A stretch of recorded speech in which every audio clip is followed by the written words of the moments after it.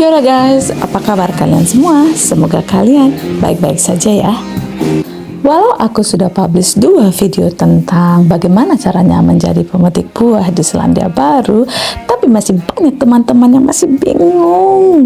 Jadi di video ini saya putuskan untuk membuat pertanyaan dan jawaban-jawaban seputar bagaimana caranya menjadi pemetik buah. Video kali ini it's all about pemetik buah di New Zealand.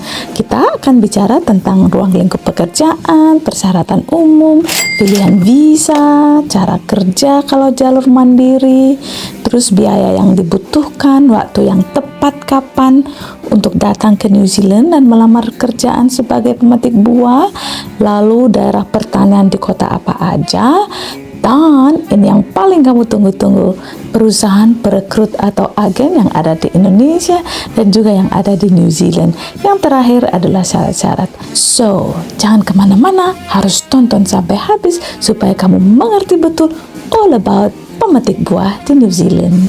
Sebelum kita mulai, saya mau ngajak teman-teman untuk share, like, juga komen video aku dan subscribe supaya aku semakin semangat membuat video buat kalian.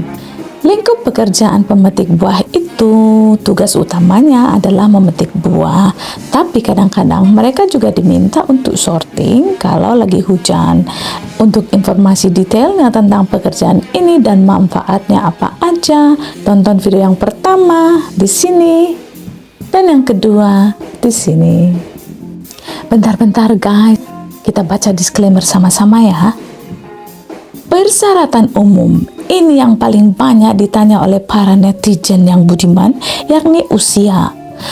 Umur yang diminta itu adalah di atas 18 tahun dan maksimal 55 tahun. Jadi kalau belum 55 tahun artinya kamu masih bisa mengapply. Walaupun lebih muda dari 55 pasti lebih dipertimbangkan. Kamu juga harus berbadan sehat karena nanti kamu akan diminta untuk medical test. Yang biasanya dicek itu adalah general check-up dan juga x-ray untuk mengecek paru-paru kamu. Yang berikutnya, berkelakuan baik dengan menyediakan SKCK yang apostil.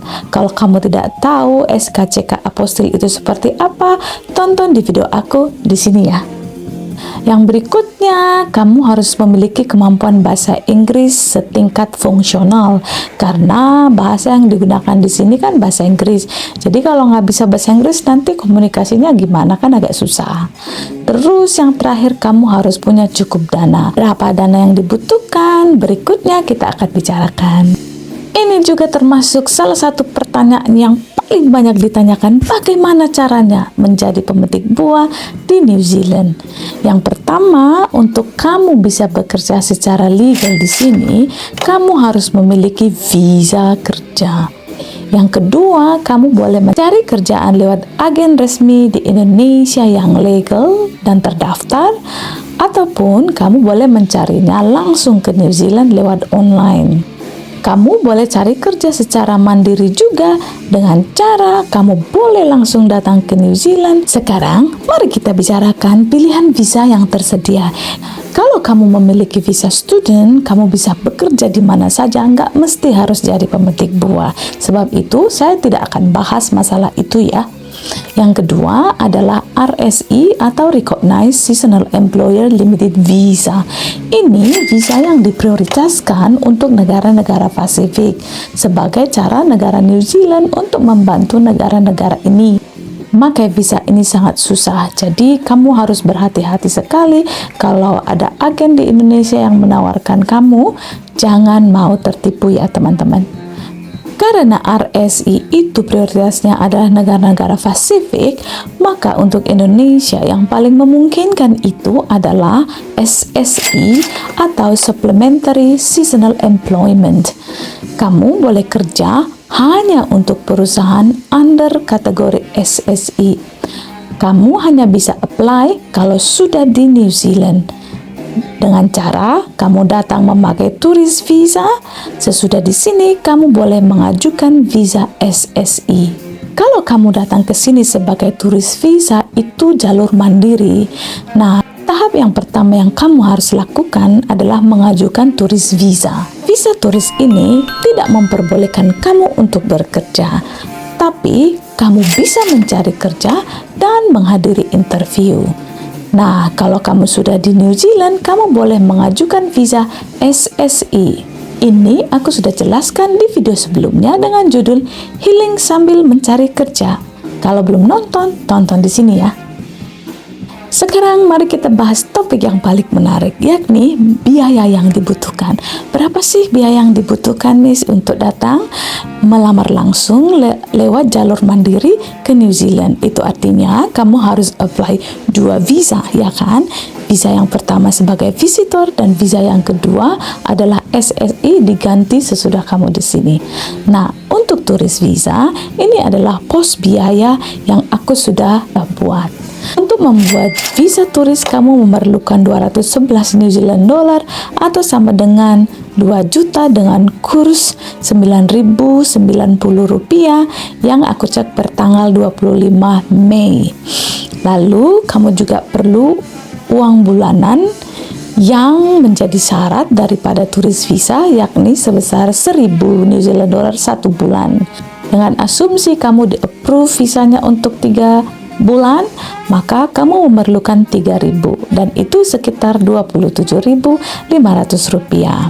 Lalu kamu juga perlu tiket PP Jakarta Christchurch misalnya ke kota aku ya. Nah, itu sekitar 7 juta satu kali jalan, jadi PP-nya 14 juta. Terus ada medical insurance selama kamu di sini untuk 3 bulan. Saya ada cek biayanya sekitar 194 dolar, sekitar 1.800.000.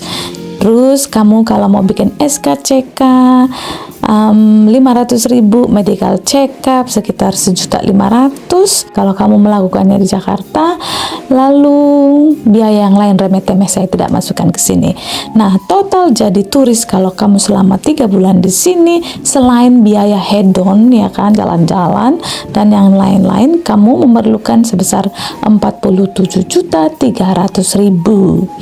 Sesudah kamu datang sini, terus kamu mau ganti visanya ke SSE visa, itu biayanya sekitar 700 New Zealand dollar, yakni sekitar 6.500.000 rupiah.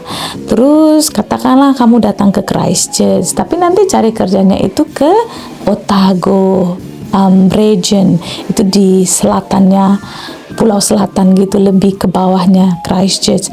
Atau kamu datang ke Christchurch, tapi nanti ada lowongan pekerjaan yang tersedia itu di Hawke's Bay di Pulau Selatan.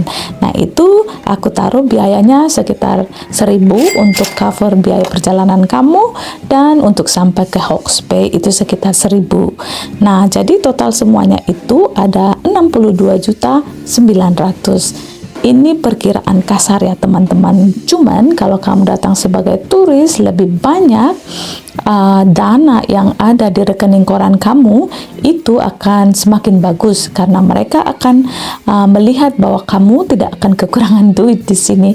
Jadi visa approvalnya itu bisa lebih cepat.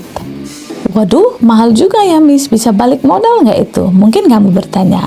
Balik dong, malah kamu bisa nabung dan bisa buat healing atau jalan-jalan.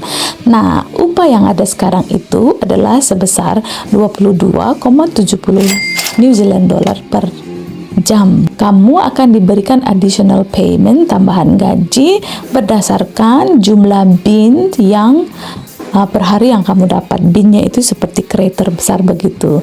Nah, berdasarkan jumlah itu, kalau semakin banyak ada tambahan upah gitu ya.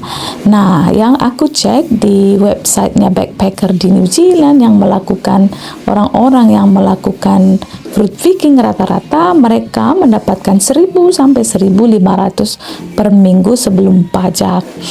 Walaupun jam kerja itu tergantung cuaca dan kesiapan buah untuk dipanen.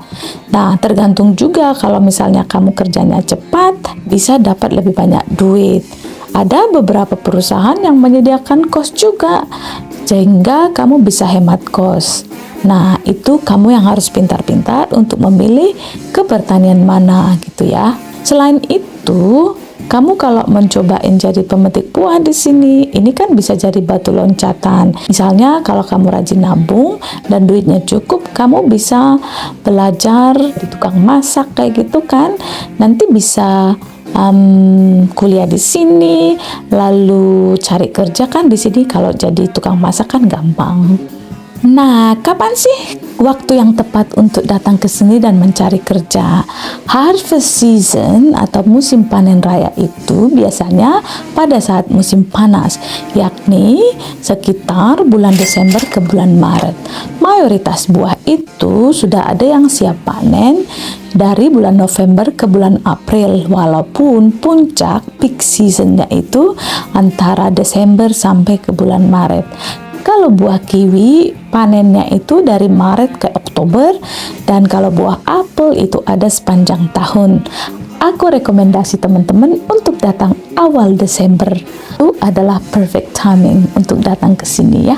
Sekarang kita bicarakan ke kota mana aja Miss aku harus pergi supaya aku bisa mendapatkan pekerjaan. Nah, ini adalah daftar kota yang menghasilkan buah di New Zealand. Kalau kamu pergi ke North Island atau ke Pulau Selatan, pergilah ke Bay of Plenty. Mereka adalah penghasil kiwi dan apel. Nah, kalau kamu pergi ke Hawke's Bay atau ke kota Hastings, mayoritas mereka menghasilkan buah apel dan ada juga grapes dan buah yang lain. Nah, kalau kamu ke South Island atau Pulau Selatan, di Nelson biasanya ada pertanian apples, ada buah pir dan juga kiwi. Terus di Marlborough itu terkenal dengan buah grapes atau anggur.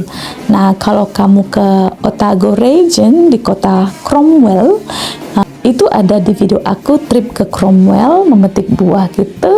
Nah, banyak buah-buahan yang stony fruits, itu kayak buah yang ada bijinya gitu, kayak plum, terus cherries, blueberries, strawberries kayak gitu. Aku kasih tips ya guys, kalau misalnya memilih kota, kamu itu harus pilih dengan bijak, dengan smart, agar kamu cepat menemukan pekerjaan dan juga bisa menghemat duit guys.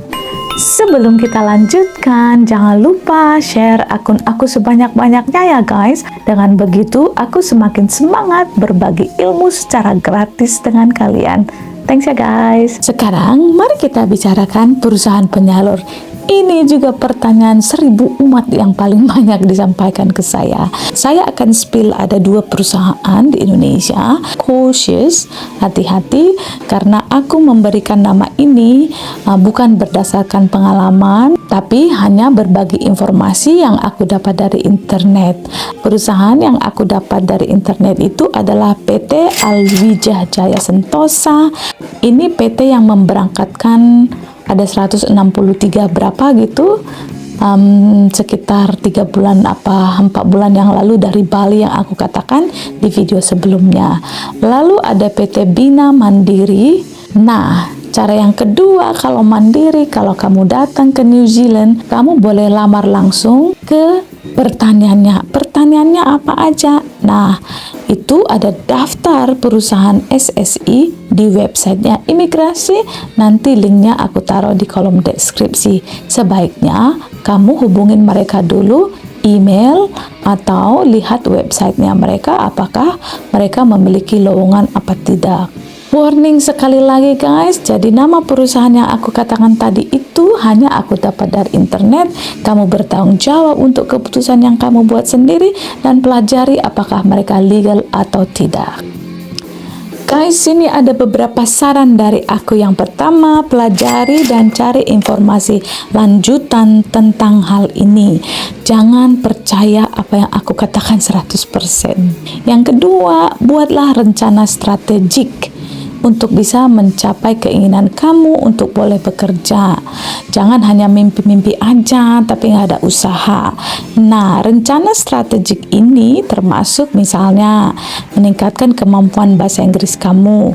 Lalu yang kedua, menabung kalau misalnya danamu masih kurang.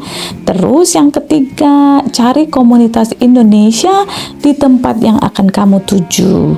Kalau misalnya tadi kan aku sudah spill tuh kota mana yang banyak pertanyaannya kayak di kota Hastings, Hawke's Bay atau Bay of Plenty, itu cari komunitas orang Indonesia di situ dan tanya-tanya mereka informasi tentang kerja pemetik buah.